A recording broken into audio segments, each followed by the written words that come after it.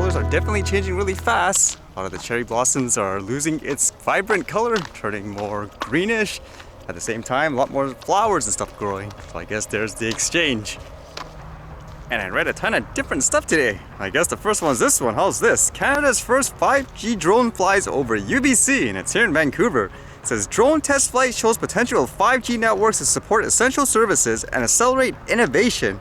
Canada's first unmanned aerial vehicle flights over a 5G network took place at UBC last week, showcasing some of the future potential applications of 5G-enabled autonomous flight. And there were a ton of pictures and videos. You can see that one huge drone, and then in the background it looked like there was an Aspire there as well. It says the drones perform precise flight maneuvers relying on the 5G network alone without additional navigation from ground operators, and completed tasks such as picking up and dropping off a box containing medical first aid supplies at designated locations. Drones usually communicate using radio frequencies, with 5G significantly enhancing their capabilities. Apparently it went without a hitch too. It says in addition to the UAV project, the UBC Rogers partnership is also advancing work on the new 5G applications, including autonomous vehicles and traffic monitoring. So not just, I guess, flying drones, maybe with cars and stuff too. Other research interests include machine learning, artificial intelligence, and other technologies that can be used in robotics, medicine, healthcare, and other sectors. So it's kind of interesting to see this is coming really quick. I guess with things in the air and drones, nowadays so many people would say if they think they saw something, it's a drone, whereas in the past it's always it's a UFO. Well, this one was kind of interesting because apparently people saw like this UFO video, they thought it was fake, but it was verified to be real. It was posted by this individual in all these articles. It says, Pentagon says this UFO video is real. The pyramid-shaped UFO may not be from aliens, but the Department of Defense confirms the footage that captured it is legitimate. Isn't this what they should call anything if they don't know exactly what it is? You don't just say automatically like nowadays, it's a drone. Wouldn't it technically be a UFO, an unidentified flying object? I don't know, looking at this, would you think that's an actual plane or something? It almost looked like some kind of light just with the shading and all that. Maybe it is, maybe it's not, who knows? But they say it's real, there's something out there. And with all this COVID stuff still going around, I was reading this at first and I was wondering, is this the same thing I read before where Ontario had some kind of shutdown? It says here, 6-week stay-at-home orders, strict new measures needed to control third COVID-19 wave in Ontario, experts say. So they're really getting harsh because even reading this article, like what's going on here, it says Ontario setting up checkpoints at borders with Manitoba and Quebec to limit entry amid surge of COVID-19. At this rate, they're gonna have like what, military people across every single province border or something like that? Makes you wonder if that's gonna happen here. It just feels like everyone's winging it and taking a guess at what's happening, what's going on. I think the only thing I was kind of fascinated in reading because of this is how are other places doing that don't have strict lockdowns and all that, because I remember that story about Texas apparently saying they're open back for business, I guess you could say, no mandatory masks and so forth. So it's just kind of that interesting forecast, you never know, but just looking at the numbers and so forth, it's kind of interesting to see. Like this one here, it shows the cases where during all the restrictions and stuff, it was popping up, and then all of a sudden when they said no more of these restrictions, then it's going down now. And if you compare that with, say, Ontario, I guess in this example, it's been shooting up. So how is that possible? More strict, I guess, stay-at-home orders and so forth, but their cases are going up. The other people, they're like, oh, we're basically back to normal, whatever. You can wear this if you feel like you need it, and they're doing better. I mean, think about just the population. Like according to this stuff, it says what? In 2019, Ontario population was 14.57 million. In what, Texas was 29 million? So that doesn't really add up mathematically. What's going on? Does anyone know the best way to handle this, etc., etc.?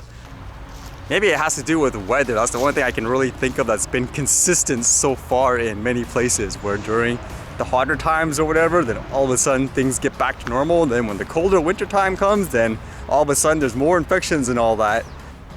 I'm inclined to say maybe there's too much focus on one specific thing in terms of how not to get it versus doing things to potentially fight it off, I guess. Make your body stronger as well. Shouldn't you factor everything in? Because I would imagine that could potentially be a case as well, isn't it? Somebody locked inside their house or whatever, not getting sunlight and all that, wouldn't that play a factor? Where if someone did get it, then they'll have a harder time to fight it off and all that as well? Because at the end of the day, I would assume everyone wants the same thing. The best practical way to deal with this in the safest manner that doesn't create other problems and other avenues that could be just as worse in the end. I guess that's easier said than done, but yeah, it just, when you look at the data, we're missing something. On a quick side note, I'm gonna return the Mini 2 to DJI because I've been testing it for a while, and I think that problem has been persistent so far, where many times when you fly the drone and the gimbal is pointed downwards, the drone actually refuses to fly forward for some reason, like it's stuck there. It's not because of wind for sure, 100%. But then afterwards, when you tilt the gimbal up just a little bit, then all of a sudden you can move forward again. I've tried almost everything. Updating firmware and stuff, calibrating everything, so I think there's something wrong with the drone itself in that sense. At the same time, I did notice on the drone itself, on the leg, there's like a little, it looks like a crack or something like that, so might as well get it replaced because that's something actually physical. So you guys will get to see how it turns out this time. The last time I did this, if you guys remember way back with the Mavic Pro, it seemed like there was something wrong with the ribbon and so forth. It didn't actually turn out very good in terms of the whole process and what was my compensation. A free battery. We'll see how it goes. Hopefully it goes smoothly.